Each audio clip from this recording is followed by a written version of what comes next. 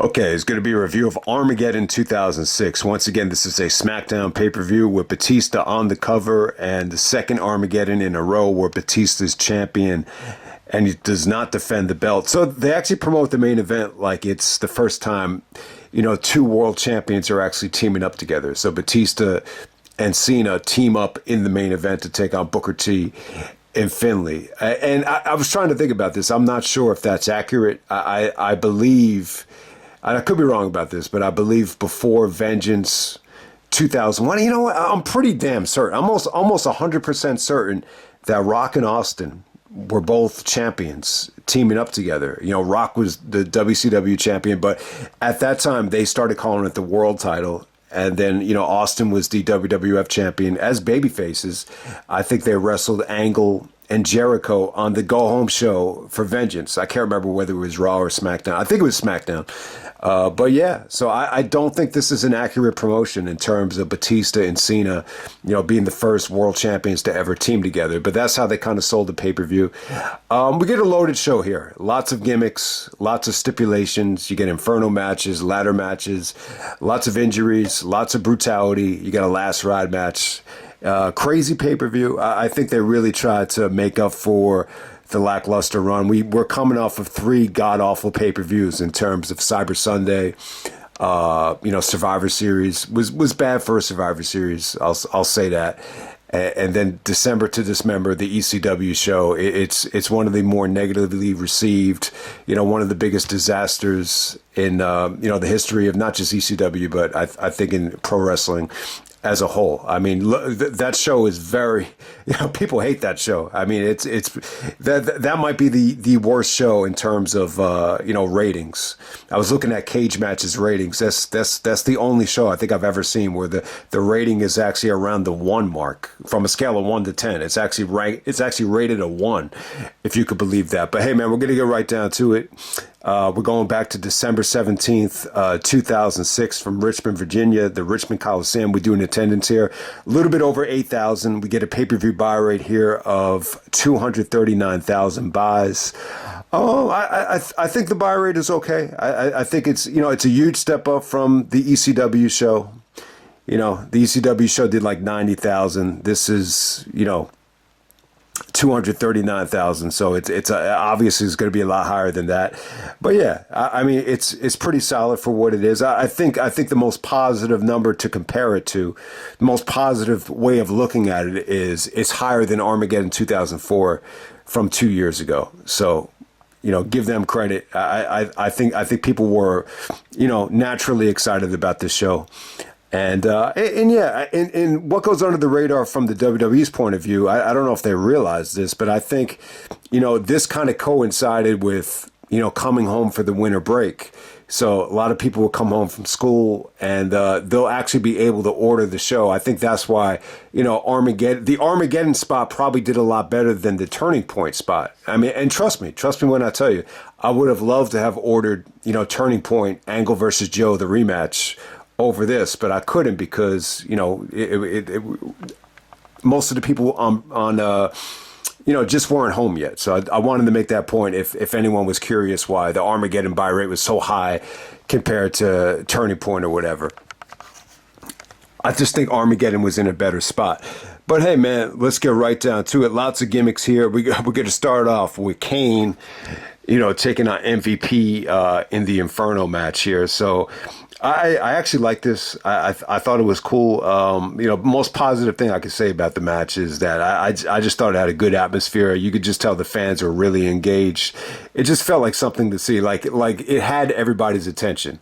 I think if you put Kane and MVP in a non-gimmick match somewhere else on the card, it's not a guarantee that the fans would have been, engaged about this thing. But, it was pretty cool. MVP had just gotten to SmackDown. He's like cheating and beating Kane in cage matches, street fights. He's getting help. He's cheating. And, Teddy Long even said, if you don't wrestle in this Inferno match, then you're fired.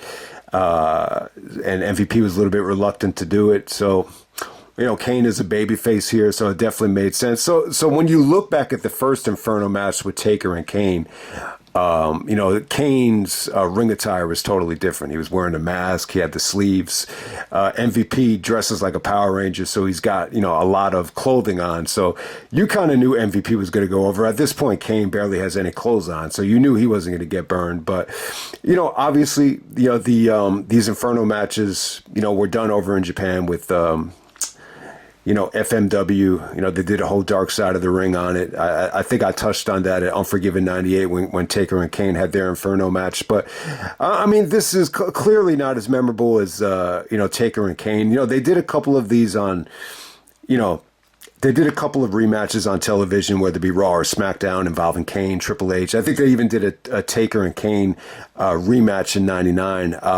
But hey, I think, and MVP and Kane right here, they did another rematch on SmackDown. So this is the one where MVP actually gets burned with his, the back of his ring attire gets burned. I think the one on SmackDown, the sleeve actually gets burned. And I know Kane's sleeve actually gets burned at Unforgiven 98, so I was kind of expecting that as well. But I think the match was cool, man. It just looked cool from a visual standpoint. Anytime there was a big spot, the flames would raise. And I just thought it was fun, even though they weren't really allowed to do too much. The turnbuckle spot was really cool. Like, Kane tried to set the turnbuckle on fire, use it as a weapon, and, MVP threw it out of the ring, and it just kind of burned out. I mean, it looked like very, very manageable flames, and, they definitely had this under control, but apparently it's a pain in the ass. It's a pain in the ass to set up. Bruce was even saying that if the failure, the potential for failure outweighs, the potential for anything positive here. So, but hey, man, they stacked the deck. They kind of promoted this as a triple main event, but you kind of want to get it out of the way first.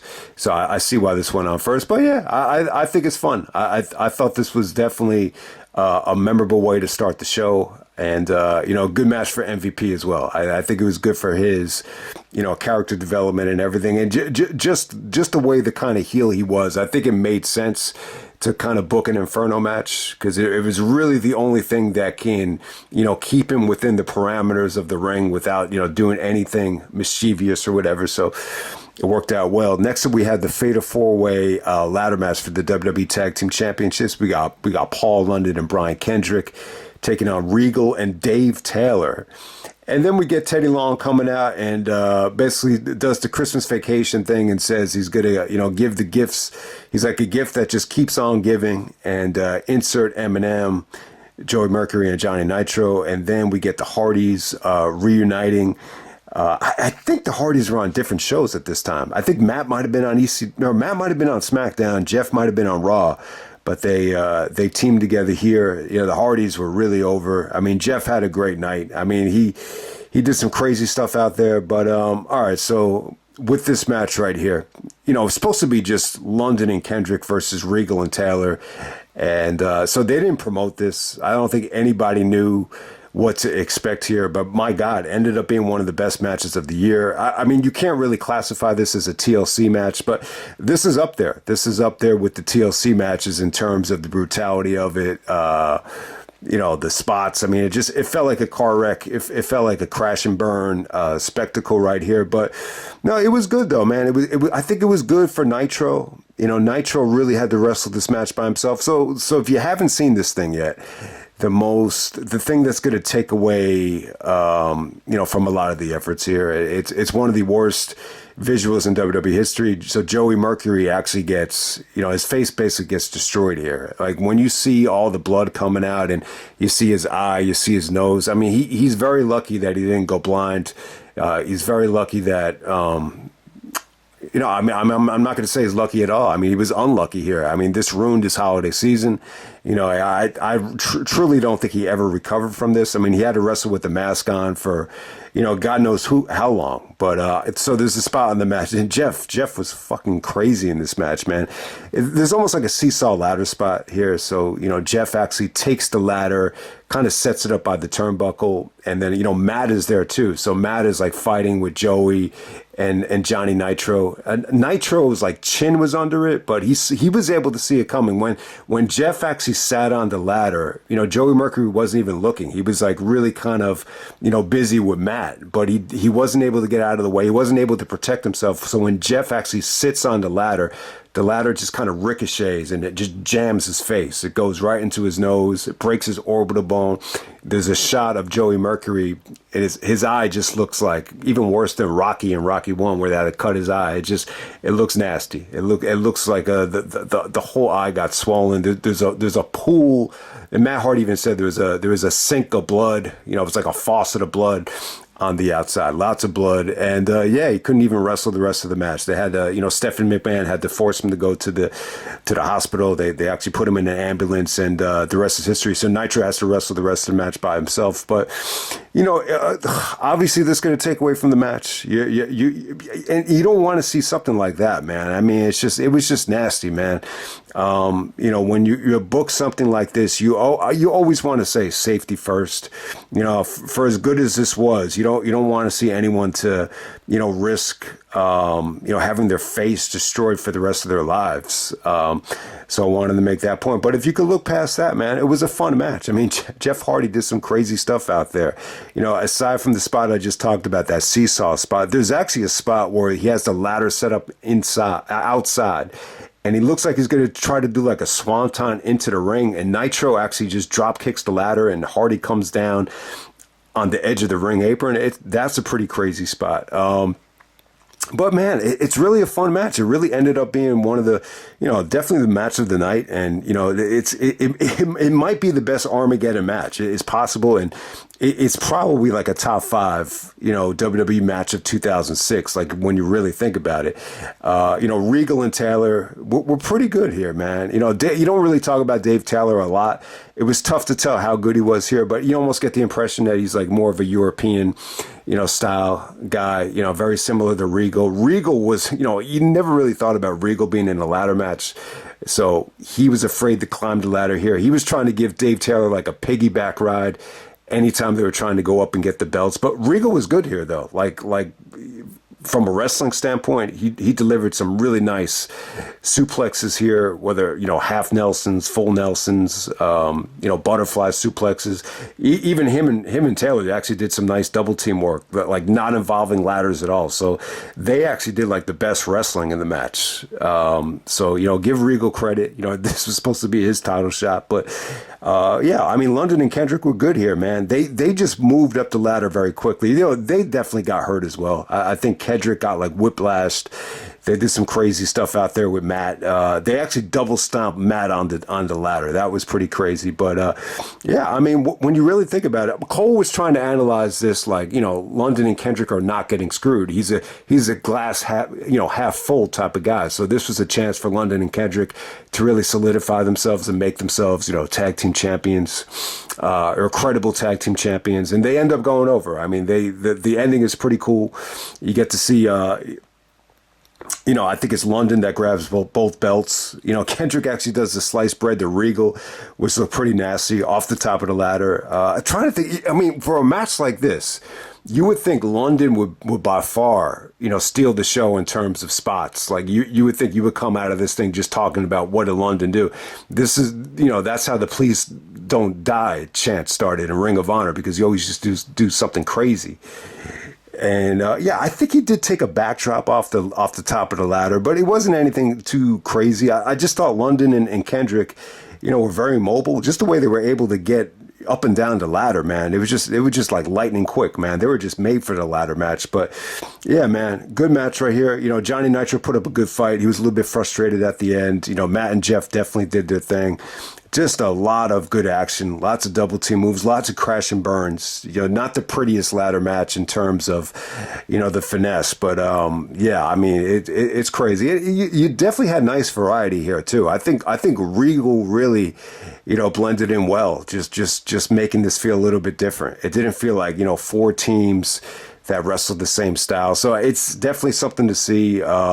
Make sure you're not eating any popcorn or anything while watching this, because Joey Mercury gets his face, kicked in, like Bryan Danielson would say, but it's not just kicked in, it's decimated almost. Next up, we had the Boogeyman taking on the Miz. So Boogeyman squashes Miz. So give the Miz credit. You know, he's paying his dues here. He's taking the worms to the mouth. He's after. This is when he had the mohawk at the time. It wasn't a good look for him. And man, you know, this just makes you appreciate how far Miz has come. Miz has come a long way. JBL was actually on commentary. JBL was great the whole night. But, you know, he was really anti-Miz. He even said, you know, go back. It's like, get out of this business and go back to the real world. Just taking a lot of shots at him. And so, yeah, I think a lot of guys were very hard on the Miz at first. I think I heard stories that Benoit was tough on him. And I think, you know, JBL at the top of that list as well. You know, almost like a bully, you know, to the Miz. But, you know, Boogeyman gets a nice squash there over Miz. Probably the weakest thing on the show, but you know, it was just kind of a buffer match, just to kind of you know, give Benoit and Chavo a little bit more of a platform, so they weren't rushed, you know, to go on right after that ladder match, which is tough to follow. All right, next up we have Chris Benoit taking on Chavo Guerrero with Vicky. This is for Benoit's United States Championship. Good match right here. Good stuff. I thought this was a step up from Survivor Series, which, you know, felt, I don't know, I wasn't a big fan of the Survivor Series match. It just felt uninteresting and unimportant. And I wasn't crazy about Benoit feuding with Vicky, you know, especially with how close Benoit was to Eddie, but they made it work a little bit better here. I think Vicky's involvement actually added to the match, to be honest with you. I mean, the story here was that you know, Chavo was trying to insinuate that, you know, Benoit attacked Vicky. So, you know, if you don't really care for the storylines where Benoit is, you know, aggressive or attacking women, you know, Armageddon 2005, you saw it a little bit with Charmel, and you see it here with Vicky. So I don't think this is going to age well for everybody. But Chavo was trying to argue that when he countered the sharpshooter, that he actually hit Vicky on purpose and was a coward. JBL was trying to argue that, you know, Benoit was a coward. So a lot of this stuff, you know, if you look too deep into it, you know, you could argue that as foreshadowing or whatever, but I really don't want to get too much into that. It's kind of eerie, but, you know, if you could look aside from the storyline here, I think it's an incredible match. I think Benoit and Chavo was good. I think they had good chemistry here. I think Chavo got good heat. You know, fans were really, you know, buying into all the theatrics from Chavo. When he was supposed to get good heat, he got it. So, you know, give him credit. And some of the chemistry here and the transitions from the suplexes were good. I guess Chavo was trying to mock Eddie with the Three Amigos, and Benoit actually, you know, transitions it into 8 German suplexes in a row. But the first transition from the Three Amigo to the German was flawless. It was sweet. It came off great. So this features some good wrestling, man. It really did. Underrated stuff. So when Benoit tries to lock in the sharpshooter, Vicky comes into the ring with the U.S. title, and Benoit kind of intercepts it from her, and he screams at her, tells her to get out of the ring. And then Chavo, really nice little roll up from Chavo, and it's a nice little near fall too. Like a lot of people bought into it.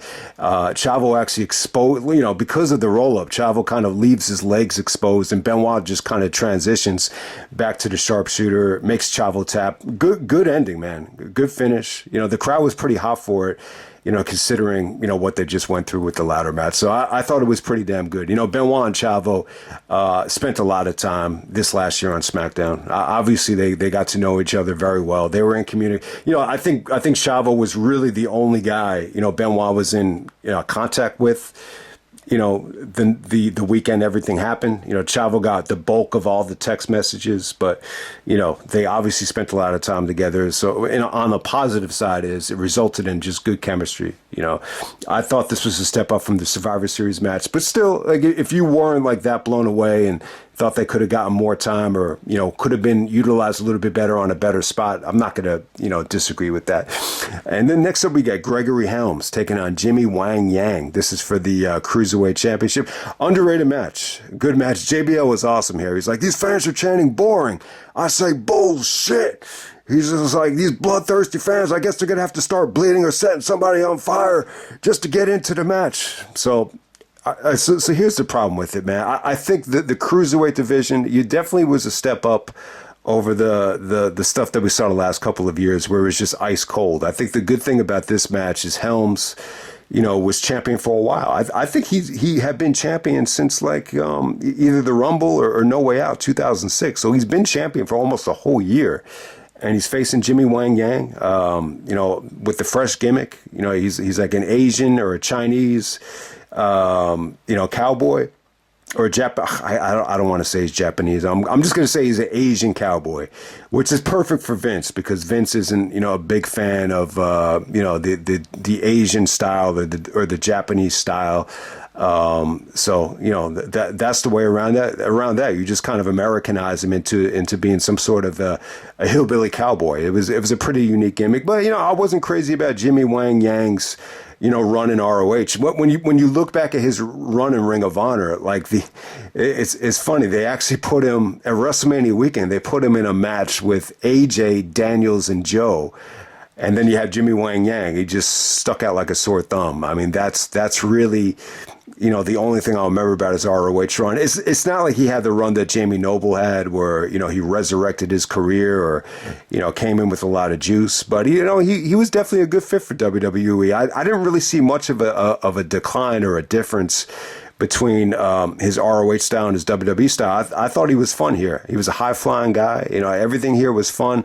The crowd was kind of dead, though. The crowd was chanting boring when they shouldn't have because these two guys busted their ass. I mean, Wang is actually doing like, he's actually running up the ropes and doing moonsaults without even trying to get set for it. And then Helms did a beautiful neck breaker off the top rope. I mean, it was just an incredible spot. But because of the fans had just seen guys, destroy each other, they just didn't, react that well. But, Bradshaw did a good job here, man. He just really gave them credit and just said, screw the fans. He said they don't really know good wrestling. So it's kind of an interesting approach. You would think Vince wouldn't let, JBL talk about the fans like that, but he was able to get away with it here, man. Helms went through hell, man. He did, man. Yeah, like the ending of this match, he's actually just bleeding from the mouth, like just a string of blood. It just starts like dripping from his mouth. It looked nasty, but Helms goes over and he keeps the Cruiserweight Championship. Yeah, I wanted to see how long he actually kept the belt because it had been quite some time up to that point. All right, next we have Undertaker taking on Mr. Kennedy. This is the last ride match. Finally they don't do a Hell in a Cell here. You would think in this spot, maybe you do a Hell in a Cell again with Taker and Kennedy. Maybe even do a Hell in a Cell with Batista and Booker T. I think that might have been logical. I just don't think Batista and Booker T would have been that good in the Hell in a Cell. And, you could definitely argue to this point, like Kennedy's not enough of a marquee attraction to be booked in a Hell in a Cell match. So they go back to the last ride match. And, JBL was awesome here on commentary. And basically was just saying that the reason he's doing commentary now was because of the initial last ride match from No Mercy, where, Taker really, bodied him up and bruised him, and he just never recovered from it. And just saying that you never recover from this. So it was good commentary. It was a good story. Taker and Kennedy, this is the third match of the trilogy. And it's really the only match that had a satisfying ending. I think, the first blood match was a little bit cheap. I think MVP actually screwed Taker in that match, but, Kennedy got destroyed by the chair shot there. And, the match at No Mercy just kind of ended in a DQ. So this is really the first time you got a nice, decisive, satisfying finish. I think it was good. I just don't think it was great, though. I think Kennedy's offense here, it was tough to buy into. I don't think there's anything fancy, anything pretty about Kennedy, but clearly they saw a lot in him. The fact that he's going to win the Money in the Bank, the fact that he's going to face Taker in a gimmick match. I think it was still like, this is still like one of the biggest things Kennedy's ever been involved with. But yeah, everything here was good. I think it was even the stuff that did in the ring. I think Taker looked in great shape. He's clearly going through an injury at this point, so I don't think it was as good as it could have been. But I think these last ride matches are fun. So, you got to get the guy in the hearse, and then you actually have to drive away in the hearse. So sometimes it's tough to really buy into Taker actually winning some of these gimmick matches because he's lost so many. He's lost so many of these things that you just expect, him to get screwed in some form or fashion. But this is one that he actually wins. He actually just drives away with Kennedy in the hearse. And so it ended up being pretty cool. But, I think it's pretty good. The highlight would be they actually end up fighting, you know, by the Armageddon set design, which actually looks like, pieces of a castle. So it's a pretty cool set design. And, you clearly see Taker's going to land on something that's, a little bit safe. So, Kennedy actually shoves, Taker off of the Titantron. So it's a pretty cool bump. It got some mild holy shit chants. It wasn't bad. It was cool. Kennedy's offense is just not pretty. I'll just say that. And, obviously, Taker took some pretty nasty chair shots. Kennedy really, dissected him with the chair. But ultimately, man,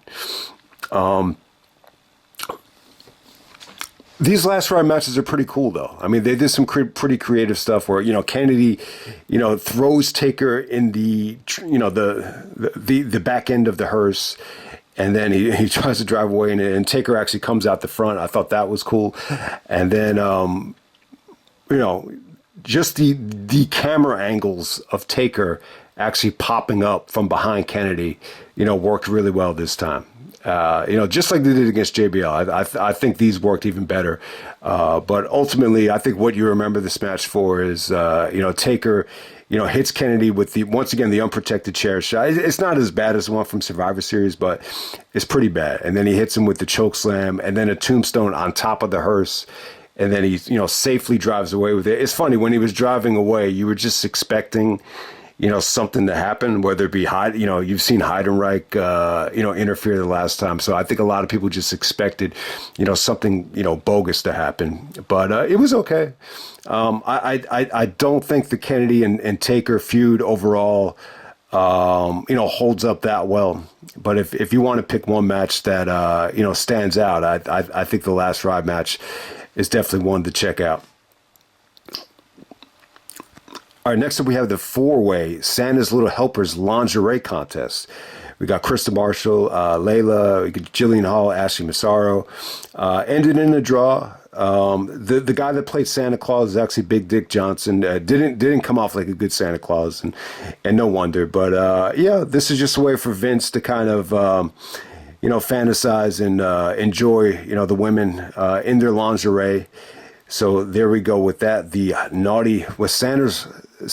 I thought they called it Santa's Naughty Little Helpers match. I think that's the official name of it. All right, we're going to move on to the main event now. We got John Cena and Batista, the WWE champion John Cena, the world champion Batista taking on King Booker and Finlay, and you got Sharmell out there as well. So I was thinking, man, why not just do Batista and Booker T Hell in a Cell? I don't know if that would have worked. I don't think that would have been that good. The other option I was saying, maybe do Batista, Finlay and Booker T in a triple threat match. But you've just seen them be part of a four-way. So you're almost like saying to yourself, all right, so what can we really do at Armageddon to actually make this acceptable, to get people into it? And I guess the best option would be, let's just get John Cena to tag with Batista. You actually have Batista actually making a phone call to Cena backstage to ask him to tag up together. So Cena's willing to do it. I guess this kind of made sense because Booker T had pinned Cena at Cyber Sunday. So, you want to get Cena his revenge there. So I think that kind of makes a little bit of sense. But all right, so overall, I think from a positive standpoint, the reactions were good. The entrances were good. This felt more about just the entrances than the actual match. This is the epitome of just a house show main event. This easily could have been on SmackDown. I think if this was a SmackDown main event, this would have been passable. Pay-per-view main event, I can't say that's passable, but they didn't stink out the joint. It was not like the fans booed the shit out of them for not delivering. They were able to get away with it this night. This is more of a mainstream audience, so it worked quite well for the live experience. But if you're going to do something like this in the Hammerstein Ballroom or WrestleMania in front of the Smart Marks, they probably would have thrown a fit after it was over. But I mean, there's really not much to say here, though. I think Finlay is a breath of fresh air. I like the way he worked with Cena, especially. He actually, hit him with the shillelagh behind the referee's back, just kind of poked at him. And I thought Cena did some good selling there. But Batista looked awful though. Like he looked like he was still injured. Him and Booker T's chemistry was not good. He actually did the black hole slam. JBL even, kind of, mentioned Abyss. He almost said like the very reminiscent of a monster we all know. I was surprised he even said it, but if you notice, he actually did say it. It might kind of go under the radar for some people, but yeah, man. I mean, just nothing fancy. Cena did a good job here. I mean, he was in the match. He worked up to the hot tag. This just felt to me like they kind of used Cena to just kind of put over Batista. Like if Batista aligns with Cena, we could get his popularity back up to where it was when Cena and Batista were on equal footing, coming after WrestleMania 21, where, they were pretty much identical in terms of popularity at that time. I think that's the whole point of it, just trying to get Batista back in everybody's good graces after the long injury and the long layoff. But yeah, Batista did not look good. I don't know what it was. It just, like a lot of the big spots here just looked a little bit shaky. And yeah, I mean, it was okay. I think Cena looked good. I think he did his job for the most part. But, very uninteresting main event. Very much SmackDown quality. You want to argue house show quality. It just didn't go long enough. I think if this had gotten more time and, I think if you had put a little bit more creativity into it, I think we will look back on this a little bit more fondly. But yeah, second consecutive Armageddon in a row where Batista has a, television quality, tag match. It's a little bit baffling. I don't know if this had to do with injury or, just not being too confident in, some of the guys you could put up against him. But yeah, just a little bit underwhelming. I'm not going to say it was awful, but it's just not a lot of replay value, to be honest with you. And it's false advertising too, because I don't think it's the first time, two champions ever teamed together. But hey, man, main event definitely brought down the show. I can't say that this is a great pay-per-view though. Like if you were under the impression that this had so much good shit on it because of the ladder matches and the gimmick matches that this is gonna propel it to a great level, that's not the case. I'm not blown away by what I saw here. I think it's somewhat of a lackluster show to be completely honest with you. But if you want to argue that they at least tried, to have a sense of urgency and give you your money's worth compared to some of the crap pay-per-views that you had just seen in the fall of 2006, then I could see that. I think it's a solid show. Don't think it's great. I don't think it's much better than, Armageddon 2005, for example. But hey, that match of the night was that tag team ladder match. It was really, really good. And, shout out to Joey Mercury. This, he, steals the show here, but, I'm sure it's a match that he would like to forget. And, I think this, I don't really know if he ever recovered from it. I think this definitely, cut his career short when you really do think about it. But let me end it right there, guys. That's Armageddon 2006. I'm very sorry about the main event, but I'll just end it right there.